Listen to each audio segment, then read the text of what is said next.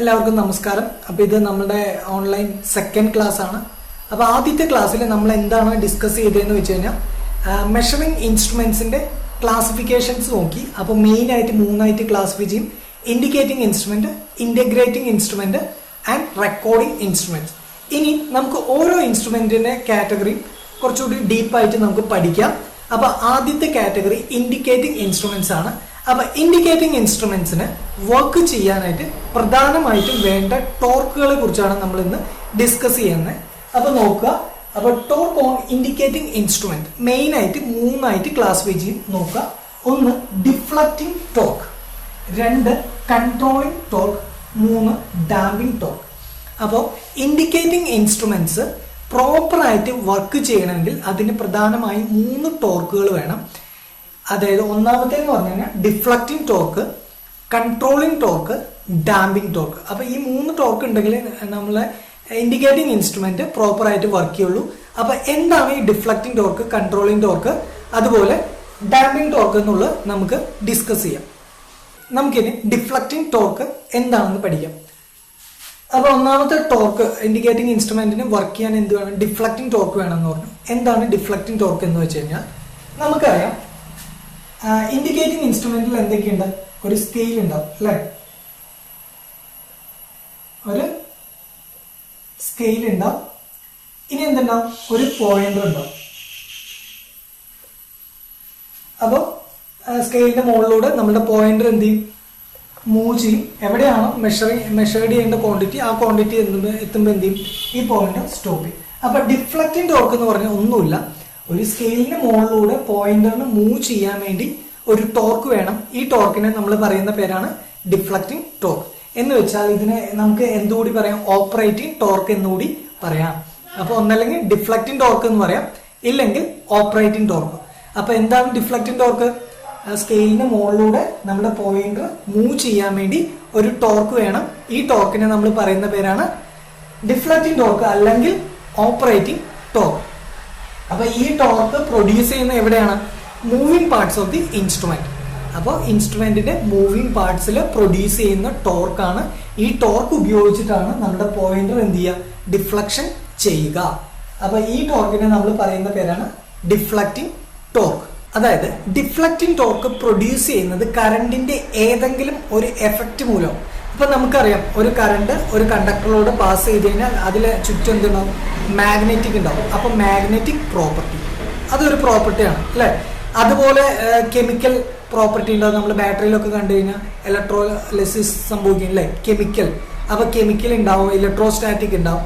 അപ്പോൾ അതുപോലെ ഏതെങ്കിലും എഫക്റ്റ് ഉപയോഗിച്ചിട്ടാണ് നമ്മളുടെ ഡിഫ്ലക്റ്റിംഗ് ടോർക്ക് പ്രൊഡ്യൂസ് ചെയ്യുക. അപ്പൊ മെയിൻ ആയിട്ട് ഉപയോഗിക്കുന്ന എഫക്ട്സ് ഒക്കെ പറഞ്ഞുതരാം. ഒന്നാമത്തെ magnetic effect, electro dynamic effect, electro magnetic effect, thermal effect, chemical effect, electro static effect. അപ്പൊ ഈ കാണുന്നതിൽ ഏതെങ്കിലും ഒരു എഫക്റ്റ് ഉപയോഗിച്ചിട്ടായിരിക്കും നമ്മൾ എന്ത് ടോർക്ക് പ്രൊഡ്യൂസ് ചെയ്യുക? ഡിഫ്ലക്റ്റിംഗ് ടോർക്ക് പ്രൊഡ്യൂസ് ചെയ്യുക. അപ്പൊ ഡിഫ്ലക്റ്റിംഗ് ടോർക്ക് റെപ്രസെന്റ് ചെയ്യുന്ന ലെറ്റർ നമ്മൾ TD എന്ന് പറഞ്ഞിട്ടായിരിക്കും റെപ്രസെന്റ് ചെയ്യുക. അപ്പൊ TD എന്ന് പറഞ്ഞു കഴിഞ്ഞാൽ ഡിഫ്ലക്റ്റിംഗ് ടോർക്ക്. ഇനി നമുക്ക് കൺട്രോളിംഗ് ടോർക്ക് എന്താണെന്ന് പഠിക്കാം. സെക്കൻഡ് ടൈപ്പിലേക്ക് പോകാം. സെക്കൻഡ് ടൈപ്പ് എന്ന് പറഞ്ഞു കഴിഞ്ഞാൽ കൺട്രോളിംഗ് ടോർക്ക്. അപ്പോൾ എന്താണ് കൺട്രോളിംഗ് ടോർക്ക് എന്ന് പറഞ്ഞു കഴിഞ്ഞാൽ വളരെ സിമ്പിൾ ആയിട്ട് നമുക്ക് പറയാമെങ്കിൽ, കൺട്രോളിംഗ് ടോർക്കിന് 2-3 ഫങ്ഷൻസ് ഉണ്ട്. ഒന്ന്, ഈ പോയിന്ററിന്റെ മൂവ്മെന്റിനെ കൺട്രോൾ ചെയ്യുക. അപ്പോൾ ഡിഫ്ലക്ഷൻ ഫോഴ്സ് ഉണ്ടായി കഴിഞ്ഞു കഴിഞ്ഞാൽ അത് മൂവ്മെന്റ് ചെയ്യും. ഈ മൂവ്മെന്റ് മെഷേർഡ് ക്വാണ്ടിറ്റിയിൽ എത്തുന്ന സമയത്ത് എന്ത് ചെയ്യണം? സ്റ്റോപ്പ് ചെയ്യണം. അപ്പൊ അവിടെ കൺട്രോൾ ചെയ്യാൻ വേണ്ടി ഉപയോഗിക്കുന്ന ടോർക്കാണ് കൺട്രോളിംഗ് ടോർക്ക്. കൺട്രോളിംഗ് ടോർക്കിന്റെ അടുത്ത ഫംഗ്ഷൻ എന്താന്ന് വെച്ച് കഴിഞ്ഞാൽ, നമ്മൾ സപ്ലൈ സ്വിച്ച് ഓഫ് ചെയ്ത് കഴിഞ്ഞാൽ നീഡില്, ഇപ്പൊ സ്കെയിലിന്റെ പൊസിഷൻ എന്ന് പറഞ്ഞാൽ ഈ ഒരു പൊസിഷനിലായിരിക്കും നമ്മൾ റീഡിങ് കിട്ടുക. അപ്പൊ സ്വിച്ച് ഓഫ് ചെയ്ത് കഴിഞ്ഞാൽ എന്ത് ചെയ്യണം? വീണ്ടും പഴയ പൊസിഷനിലേക്ക് എത്തണം. എന്ന് വെച്ചാൽ 0ലേക്ക് വീണ്ടും എത്തണം. ആ 0ലേക്ക് എത്തിക്കുന്ന ആരാ? കൺട്രോളിംഗ് ടോർക്കാണ്. അപ്പൊ കൺട്രോളിംഗ് ടോർക്ക് എന്ന് പറഞ്ഞു കഴിഞ്ഞാൽ പോയിന്ററിനെ കൺട്രോൾ ചെയ്യാനും സ്വിച്ച് ഓഫ് ചെയ്ത് കഴിഞ്ഞാൽ വീണ്ടും 0ലേക്ക് എത്തിക്കുന്നതിന് വേണ്ടി ഉപയോഗിക്കുന്ന ടോർക്കാണ് കൺട്രോളിംഗ് ടോർക്ക്. ഇനി കൺട്രോളിംഗ് ടോർക്ക് മെയിൻ ആയിട്ട് രണ്ടായിട്ട് ക്ലാസിഫൈ ചെയ്യും. അതായത് കൺട്രോളിംഗ് ടോർക്ക് നമുക്ക് പ്രൊഡ്യൂസ് ചെയ്യുന്നത് 2 രീതിയിലാണ്. ഒന്ന് സ്പ്രിംഗ് കൺട്രോൾ, രണ്ടാമത്തെ ഗ്രാവിറ്റി കൺട്രോൾ. അപ്പോൾ കൺട്രോളിംഗ് ടോർക്ക് രണ്ട് രീതിയിൽ നമ്മൾ യൂസ് ചെയ്യുന്നുണ്ട്.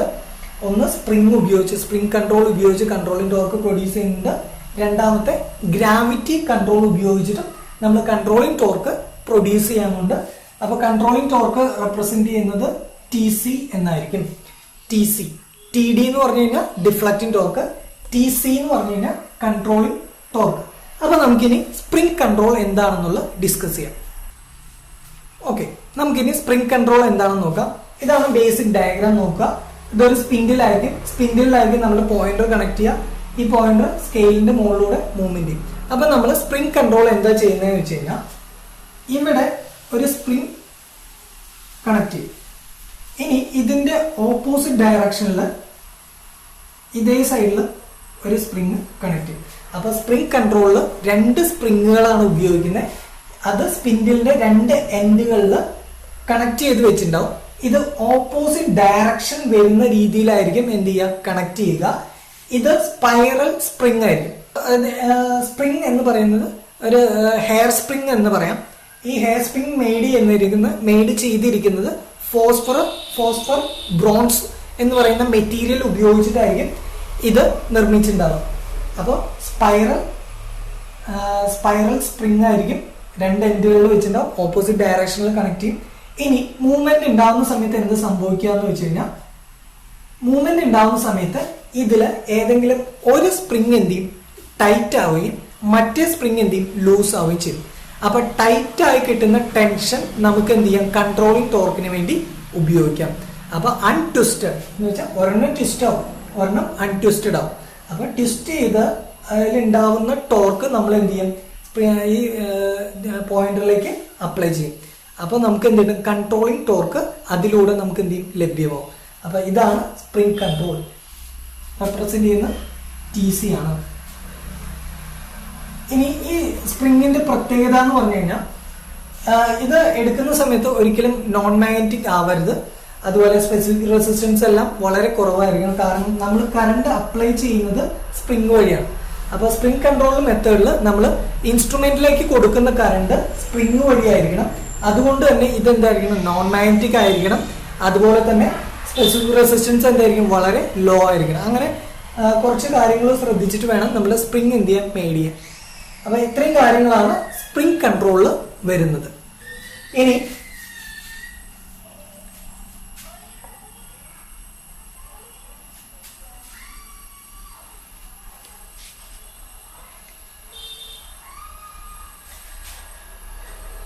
ഇതില് TD എന്ന് പറയുന്നത് എന്ന് വെച്ചാൽ ഡിഫ്ലക്ഷൻ ടോർക്ക് എന്നത് ഈക്വൽ ടു കറണ്ട് ആണ്. അതായത് ഫോഴ്സ് എന്നത് അവിടെ ഉണ്ടാവുന്ന കറണ്ടിന് പ്രൊപ്പോർഷണൽ. ഞാൻ നേരത്തെ പറഞ്ഞു കറണ്ടിന്റെ എഫക്റ്റ് മൂലമാണ് അവിടെ എന്തുണ്ടാവുക, ഫോഴ്സ് ഉണ്ടാവുക. അപ്പോൾ TD is equal to I ആണ്. ഇനി ശ്രദ്ധിക്കുക, ഇതിൽ എങ്ങനെയാന്ന് വെച്ച് കഴിഞ്ഞാൽ കൺട്രോളിംഗ് ടോർക്കും ഡിഫ്ലക്റ്റിംഗ് ടോർക്കും ഈക്വൽ ആവണം. അതായത് കൺട്രോളിംഗ് ടോർക്കും ഡിഫ്ലക്റ്റിംഗ് ടോർക്കും ഈക്വൽ ആവുന്ന പോയിന്റിലായിരിക്കും എന്ത് ചെയ്യുക, പോയിന്റർ സ്റ്റോപ്പ് ആവുക. ഇനി ശ്രദ്ധിക്കുക, ഇതിൽ എന്താ സംഭവിക്കുക വെച്ച് കഴിഞ്ഞാൽ ഫൈ ഈക്വൽ ടു I ആണ് സ്പ്രിംഗ് കൺട്രോൾ വരും. ഫൈ എന്ന് പറയുന്ന ആംഗിൾ. അപ്പോൾ ആംഗിൾ ഈക്വൽ ടു I ആണ്. അതുകൊണ്ട് തന്നെ നമുക്ക് ഇവിടെ ഉണ്ടാവുന്നത് സ്കെയിൽ എന്ന് പറയുന്നത് യൂണിഫോം ആണ്. അപ്പോൾ സ്പ്രിംഗ് കൺട്രോൾ ഉപയോഗിക്കുന്ന ഇൻസ്ട്രുമെന്റിന്റെ സ്കെയിലെല്ലാം എന്തായിരിക്കും, യൂണിഫോം ആയിരിക്കും. അതായത് ഇവിടെ ഉണ്ടാവുന്ന ആംഗിൾ എന്നത് ഡയറക്ട്ലി പ്രൊപ്പോർഷൻ ടു I ആണ്. അപ്പൊ എത്രത്തോളം കറണ്ട് ഫ്ലോ ചെയ്യുന്നു അതിനനുസരിച്ചുള്ള ആംഗിൾ എന്ത് ചെയ്യും, നമുക്ക് ഫോം ചെയ്യും.